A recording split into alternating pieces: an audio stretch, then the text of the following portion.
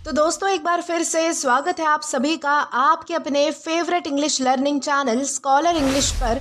मेरा नाम है दीपिका कुमावत और मैं इस चैनल पर वेरियस कॉम्पिटिटिव एग्जाम्स के लिए इंग्लिश सब्जेक्ट टीच करती हूं। तो बेसिकली आज के इस वीडियो में हम एक बहुत ही शानदार और एक बहुत ही इंटरेस्टिंग शॉर्ट स्टोरी को डिस्कस करने वाले हैं जिसका नाम है the diamond necklace by Guy de Maupassant. तो चलिए हमारी स्टोरी में आगे बढ़ने से पहले सबसे पहले हम हमारे राइटर के बारे में थोड़ी बहुत इंफॉर्मेशन देख लेते हैं। तो दोस्तों अगर बात की जाए हमारे राइटर के बारे में तो गाय de मॉपसेंट इनका जो जन्म है वो 5 अगस्त 1850 फ्रांस में हुआ था। दोस्तों वो 19th सेंचुरी के एक फ्रेंच राइटर थे जो शॉर्ट स्टोरीज के मास्टर माने जाते थे। दोस्तों वो नेचुरली स्कूल के एक इम्पॉर्टेंट रिप्रेजेंटेटिव भी माने जाते थे। उनके कुछ फेमस वर्क्स हैं जैसे कि the diamond necklace, the string, the false gems, the Horla etcetera. और लास्टली उनकी जो डेथ है वो 6 जुलाई 1893 पेरिस फ्रांस में हुई थी। तो दोस्तों ये तो हमने बात कर ली हमारे राइटर के बारे में। अब इसी के साथ हम आगे बढ़ेंगे और जानेंगे कि स्टोरी में कौन कौन से कैरेक्टर्स हमें बताए गए हैं, यानी कि हम कैरेक्टर्स को भी ब्रीफ में डिस्कस कर लेंगे। तो चलिए आइए देखते हैं कि कौन से हैं वो कैरेक्टर्स जो कि हमारी स्टोरी को कंप्लीट करते हैं। तो दोस्तों अगर बात की जाए हमारे कैरेक्टर्स के बारे में तो हमारा सबसे पहला इंपॉर्टेंट और अहम कैरेक्टर आता है मैथिल्डे लॉइजल।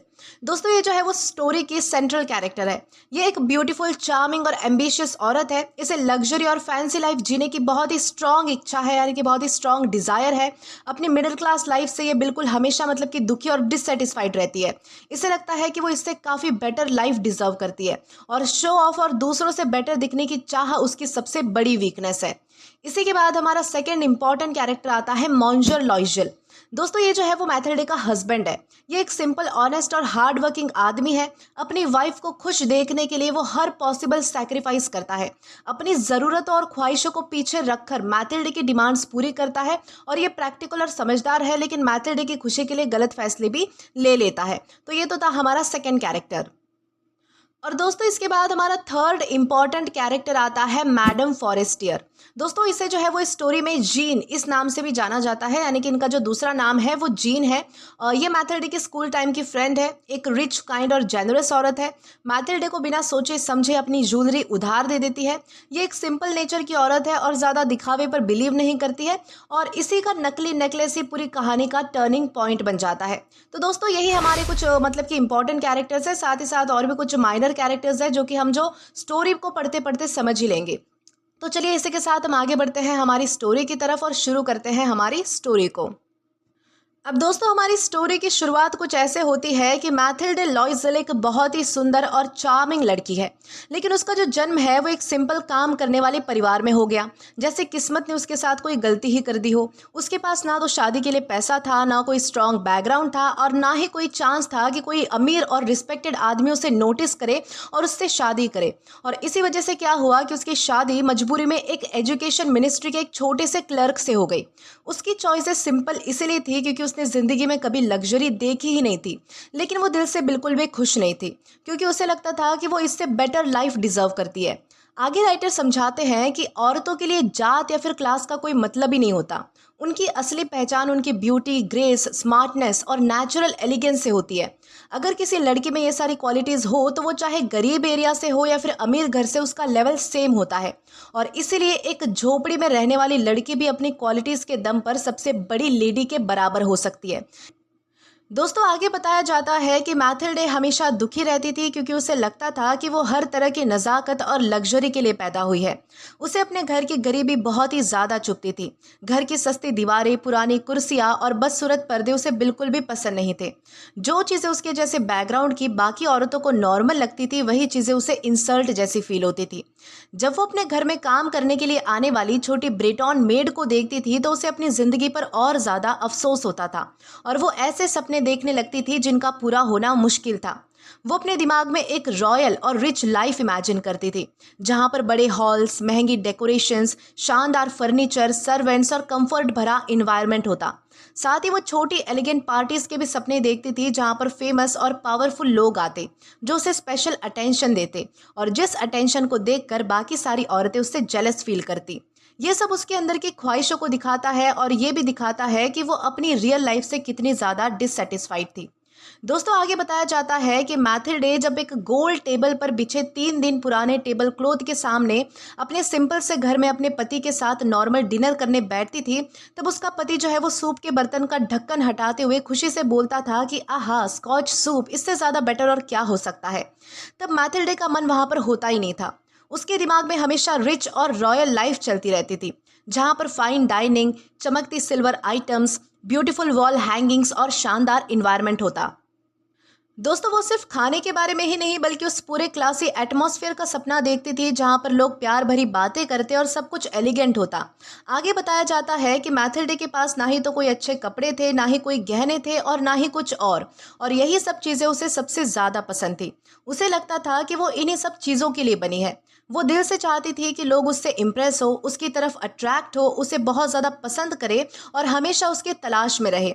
उसकी एक अमीर दोस्त भी थी जो उसकी स्कूल टाइम की मतलब कि पुरानी सहेली थी, लेकिन वो उससे मिलने से हमेशा बचती रहती थी, क्योंकि जब भी मैथिल्डे उससे मिलकर अपने घर वापस आती थी तो उसका जो दुख है वो और भी ज़्यादा बढ़ जाता था। वो पूरे पूरे दिन रोती रहती थी। उसे बहुत ज़्यादा दुख और अफसोस होता था कि मेरी लाइफ इतनी ज़्यादा लग्जूरियस नहीं है, मतलब कि मेरी लाइफ इतनी ज़्यादा लग्जूरियस क्यों नहीं है, मैं इतनी गरीब क्यों हूँ। वो हमेशा ये जो सोच सोच कर जो है वो मतलब कि अपने फ्रेंड से मिलकर आने के बाद पूरे दिन रोती रहती थी। तो इस तरीके से यहाँ पर बताया गया है। अब दोस्तों क्या होता है कि एक शाम जो है वो मैथिल्डे का पति बहुत ही खुश होता है और वो खुश लगता हुआ घर आया और उसके हाथ में एक बड़ा सा लिफाफा था, यानी कि एक बड़ा सा एनवलप था।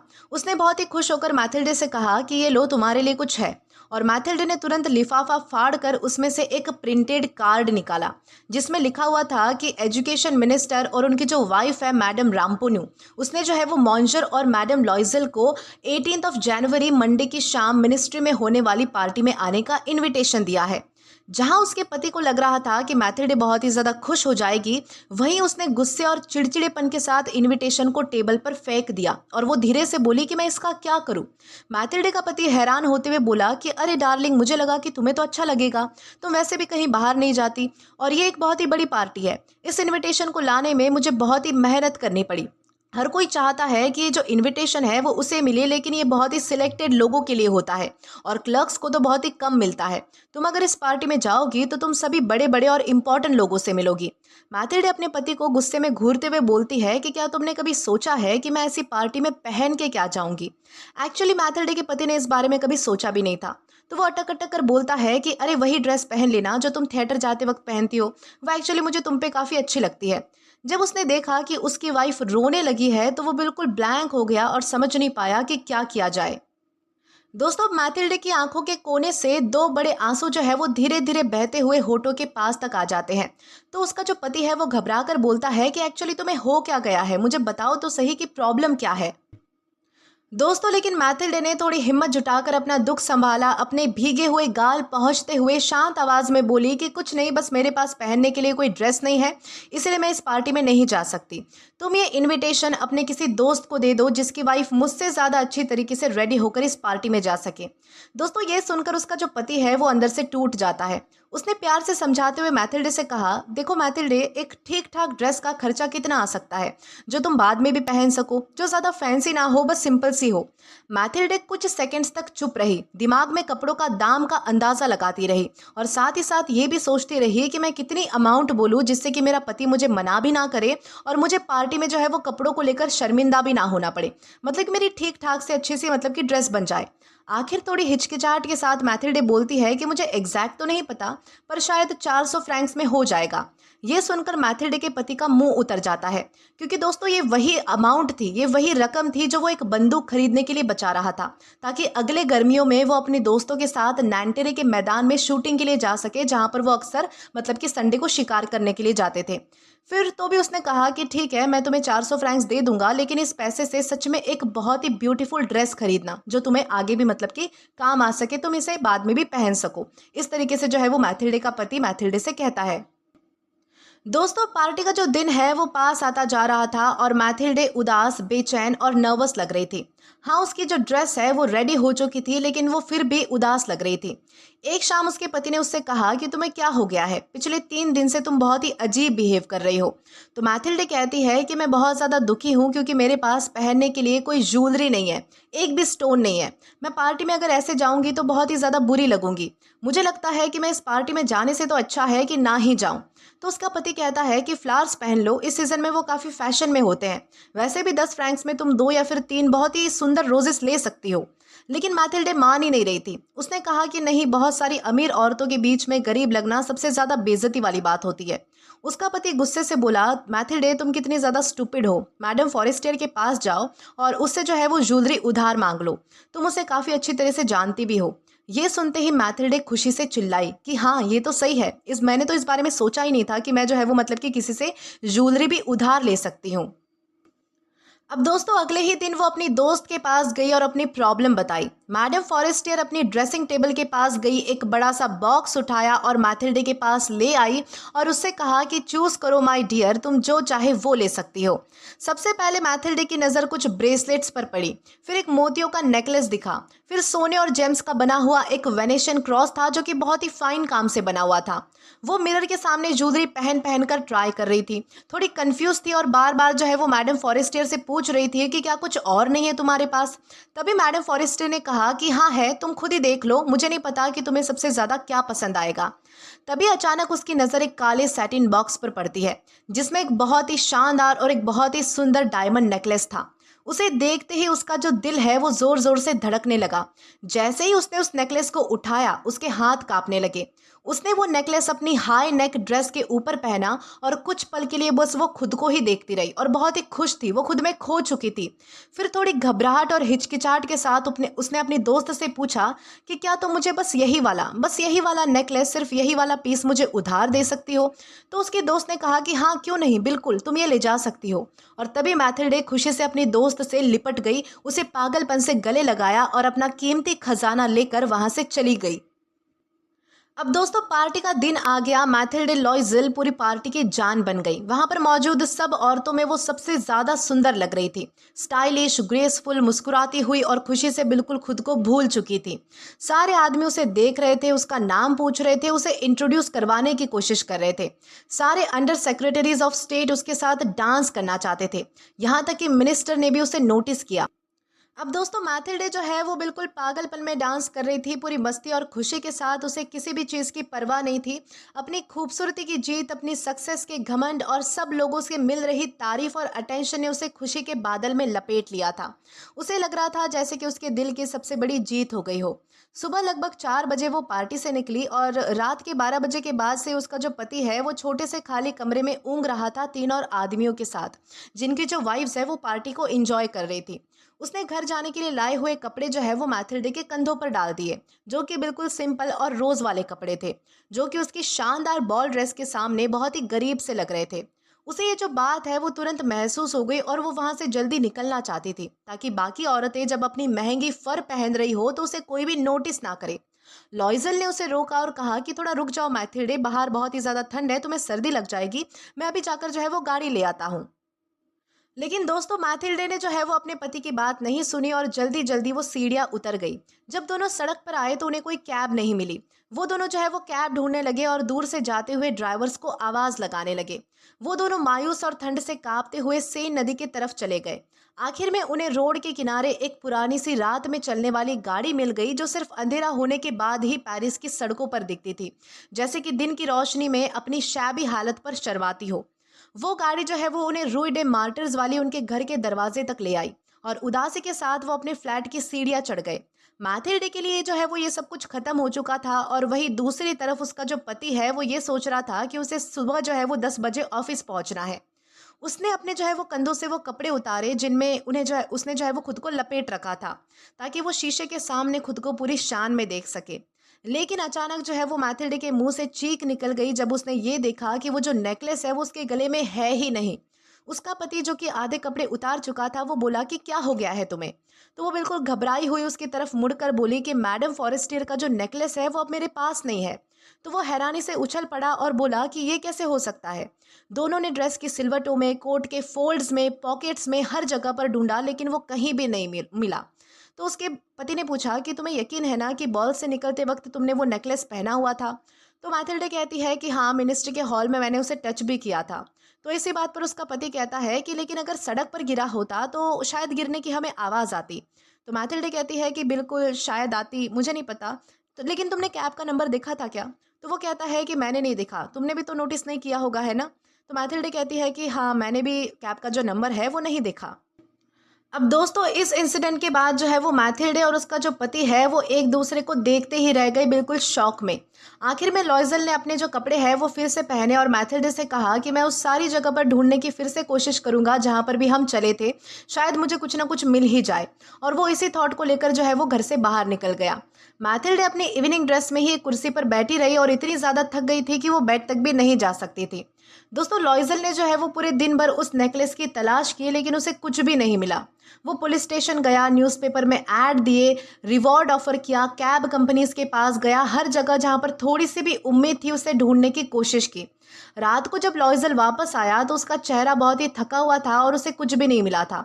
तो उसने जो है वो मैथिल्डे से कहा कि तुम्हें अपनी दोस्त को एक लेटर लिखना पड़ेगा और बोलना पड़ेगा कि तुमने जो नेकलेस का क्लैस्प है वो गलती से तोड़ दिया है और अब तुम उसे रिपेयर करवा रही हो। इससे हमें जो है वो थोड़ा टाइम भी मिल जाएगा और ढूंढने का चांस भी रहेगा। मैथिल्डे ने उसके पति के कहने पर अपनी फ्रेंड को लेटर भी लिख दिया। लेकिन एक हफ्ते तक जब उन्हें कुछ भी नहीं मिला, उनके हाथ कुछ भी नहीं लगा, तो उन दोनों ने जो है वो उम्मीद खो दी थी।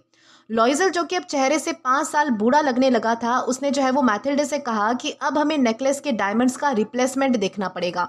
और अगले दिन वो दोनों जो है वो वही बॉक्स लेकर जूलर के पास चले गए जिसका नाम बॉक्स के अंदर था।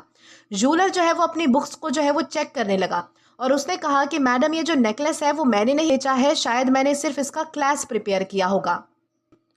अब दोस्तों, मैथिल्डे और लॉयजल जो है वो दोनों जूलर्स के पास गए पहले वाले नेकलेस जैसा कोई और नेकलेस ढूंढने के लिए, ये याद करते हुए कि वो जो पहले वाला नेकलेस था वो किस तरीके से था, यानी कि कैसा था। वो दोनों एक्चुअली जो है वो अंदर से गिल्टी फील कर रहे थे और बहुत ज़्यादा टेंशन में थे। फिर पैले रॉयल के एक शॉप में उन्हें एक डायमंड नेकलेस मिला जो कि उनको बिल्कुल पहले वाले जैसा लग रहा था। उसकी जो कीमत थी वो 40,000 फ्रैंक्स थी, लेकिन उन्हें 36,000 फ्रैंक्स में लेने दिया गया। उन्होंने जूलर से कहा कि वो 3 दिन के लिए इस नेकलेस को ना बेचे और एग्रीमेंट ये किया कि अगर पहले वाला नेकलेस उन्हें फरवरी के एंड तक मिल गया तो वो उसे 34,000 फ्रैंक्स में रिटर्न कर देंगे। अब नेकलेस खरीदने के लिए लॉयजल के पास अपने फादर के बचे हुए 18,000 फ्रैंक्स थे। बाकी पैसा वो उधार लेने का प्लान बनाता है। उसने पैसे उधार भी लिए, एक आदमी से 1,000 लिए, किसी से 500 लिए, ऐसे करके उसने जो है वो पैसे उधार लिए और इकट्ठा किए। उसने हाथ के लिखे हुए नोट्स दिए, खतरनाक एग्रीमेंट साइन किए और ब्याज पर पैसे देने वालों से डील्स भी की। अपनी पूरी जिंदगी के बाकी सालों को दाव पर लगा दिया सिर्फ एक सिग्नेचर के साथ, बिना ये जाने कि वो पैसा कभी चुका भी पाएगा या फिर नहीं। फ्यूचर के दुख, गरीबी और फिजिकल और इमोशनल टॉर्चर के खौफ से कांपते हुए भी उसने नया नेकलेस खरीदा और जूलर के काउंटर पर 36,000 फ्रैंक्स रख दिए। अब दोस्तों, ये सब होने के बाद जब मैथिल्डे लॉयजल ने नेकलेस मैडम फॉरेस्टियर को वापस दिया तो मैडम फॉरेस्टियर बहुत ही ठंडी आवाज़ में मैथिल्डे से कहती है कि तुम्हें जल्दी वापस लाना चाहिए था इस नेकलेस को, क्योंकि मुझे शायद इसकी ज़रूरत पड़ सकती थी। अब दूसरी तरफ मैथिल्डे इस टेंशन में थी और बहुत ही ज़्यादा डर में थी कि कहीं मैडम फॉरेस्टियर उस नेकलेस का केस ना खोल ले, नहीं तो वो नोटिस कर लेगी कि ये जो नेकलेस है वो मैंने रिप्लेस किया है। मैथिल्डे मन ही मन सोचती है कि अगर उसने ये सारा देख लिया तो वो मेरे बारे में क्या सोचेगी, कहीं मेरे ऊपर चोरी का इल्ज़ाम न लगा दे। अब दोस्तों, इसके बाद क्या हुआ कि इन सब के बाद मैथिल्डे ने अब एक्सट्रीम गरीबी और मुश्किल ज़िंदगी का सामना किया। उसने कर्ज को चुकाने के लिए और पैसे बचाने के लिए घर में काम करने वाली सर्वेंट को निकाल दिया और अपना फ्लैट भी बेच दिया और एक छोटा सा कमरा ले लिया जिसमें वो दोनों रहने लगे। इस सिचुएशन में मैथिल्डे को घर के काम और किचन के काम भी करने पड़ते थे जिनसे वो नफरत किया करती थी। उसे बर्तन धोने पड़ते थे अपने हाथों से, वो भी कपड़े धोती थी और साथ ही साथ हर सुबह डस्टबिन को बाहर रास्ते पर ले जाती थी और पानी भी कैरी करती थी। और साथ ही वो एक गरीब औरत की तरह कपड़े पहने हुए फ्रूट स्टोर, ग्रोसरी स्टोर, हर जगह अकेले ही जाती थी, पैसों के लिए बार्गेन करती थी और दुकानदारों से लड़ती भी थी। वो बस कहीं से ना कहीं से थोड़े बहुत पैसे बचाने की कोशिश करती थी। हर महीने उन्हें पैसे चुकाने पड़ते थे और ना दे पाने पर टाइम भी मैनेज करना पड़ता था। मैथिल्डे का जो पति है वो इवनिंग में मर्चेंट के अकाउंट्स का काम करता था और अक्सर रात में वो 2.5 पेंस पर पेज कॉपिंग भी करता था। और ये जो लाइफ है वो लगभग 10 साल तक चली। 10 साल के एंड में सब कुछ चूक गया, कर्ज, इंटरेस्ट, सब कुछ। मैथिल्डे अब पुरानी और थकी हुई लगती थी। वो अब गरीब घरों की हार्ड और स्ट्रॉन्ग औरतों जैसी हो चुकी थी। उसके बाल घिसे हुए हो चुके थे और हाथ जो है वो लाल रहने लगे थे, और उसकी जो आवाज़ है वो भी तेज़ हो चुकी थी। लेकिन कभी कभी जब उसका पति ऑफिस में होता था तो वो विंडो के पास बैठकर अपनी पुरानी शाम के बारे में सोचती थी, स्पेशली उस पार्टी के शाम के बारे में जब वो इतनी ज़्यादा सुंदर लग रही थी और सभी लोगों से एडमायर की गई थी। वो सोचती रहती थी कि अगर वो नेकलेस खो नहीं गया होता तो क्या होता, कौन जाने। जिंदगी कितनी अजीब है, कभी भी बदल जाती है। कितना छोटा सा काम या फिर कितनी छोटी सी चीज़ इंसान को बर्बाद कर सकती है। तो ये सारी चीज़ें जो है वो मैथिल्डे के मन में चलती रहती थी। अब दोस्तों आगे बताया जाता है कि एक संडे जो है वो मैथिल्डे चैम्प्स एलिसिस पर वॉक करने जाती है अपने हफ्ते के काम से थोड़ी फ्रेश होने के लिए। तभी उसकी नज़र जो है वो एक औरत पर पड़ती है जो कि अपने बच्चे को वॉक पर ले जा रही थी। वो एक्चुअली मैडम फॉरेस्टियर थी, जो अब भी यंग, सुंदर और अट्रैक्टिव लगती थी।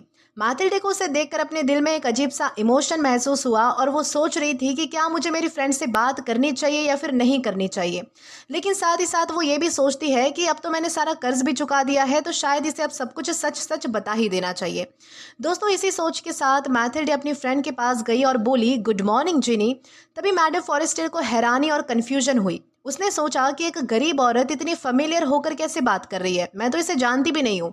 तो इसी बात पर मैडम फॉरेस्टर बोलती है कि मैडम आप मुझे शायद गलत इंसान समझ रही है, मैं वो नहीं हूँ जो आप समझ रही है। तो मैथिल्डे बोलती है कि नहीं, मैं मैथिल्डे लॉइजल हूँ, तुम्हारी फ्रेंड।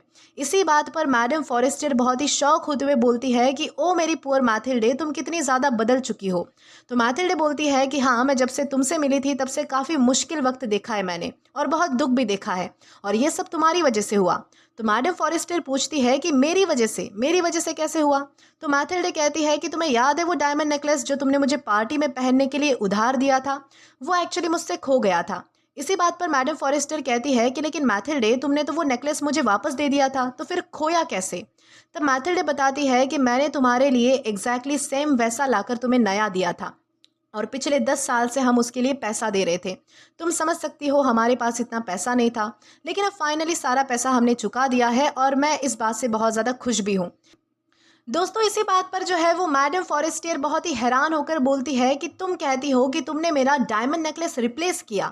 तो मैथिल्डे कहती है कि हाँ, शायद तुमने नोटिस नहीं किया होगा, एक्चुअली दोनों नेकलेस जो है वो एक जैसे ही थे, इसलिए शायद तुम्हें पता ही ना चला हो। दोस्तों ये सब सुनकर मैडम फॉरेस्टियर शॉक होते हुए मैथिल्डे के दोनों हाथ पकड़ लेती है और कहती है कि ओ मेरी पुअर मैथिल्डे, लेकिन मेरा नेकलेस तो नकली था, उसकी जो वैल्यू है वो ज़्यादा से ज़्यादा 500 फ्रैंक्स थी।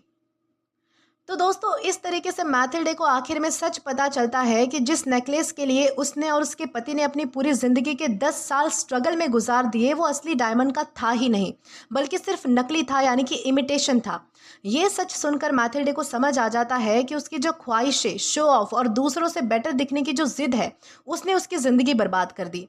ये जो कहानी है वो हमें ये सिखाती है कि सिर्फ दिखावे और लालच के चक्कर में पड़कर इंसान अपनी खुशी, टाइम और ज़िंदगी का सुकून खो देता है। ज़िंदगी में जो है उसमें खुश रहना और सच बोलना ही सबसे बेहतर रास्ता है, क्योंकि एक छोटी सी गलती भी पूरी ज़िंदगी बदल सकती है। तो दोस्तों इस तरीके से जो कहानी है वो यहीं पर ख़त्म होती है। आशा करती हूँ कि ये जो कहानी है वो आपको अच्छे से समझ आई हो और पसंद भी आई हो। दोस्तों अगर आपने अभी तक हमारा टेलीग्राम चैनल ज्वाइन नहीं किया है तो टेलीग्राम पर English with Deepika Kumawat search करके या फिर डिस्क्रिप्शन में दिए गए लिंक के थ्रू, साथ ही साथ अभी जो आपको आपके स्क्रीन पर QR कोड दिख रहा है वहां से भी आप जो है वो डायरेक्टली स्कैन करके हमारा टेलीग्राम चैनल ज्वाइन कर सकते हैं, ताकि आप कभी भी किसी भी नए आने वाले वीडियोज़ को लेकर कोई भी अपडेट्स को मिस ना करें। और दोस्तों अगर आपको आज का ये वीडियो पसंद आया है या फिर हेल्पफुल लगा है तो do like this video, subscribe the channel and share as much as you can. और अगर आपने इससे पहले वाले वीडियोस नहीं देखे हैं तो यहाँ पर मैंने एक प्लेलिस्ट प्रोवाइड कर दी है, जहाँ पर आप क्लिक करके वो सभी पहले वाले वीडियोस भी देख सकते हैं और एक्सप्लोर कर सकते हैं। Till then keep learning. Thank you.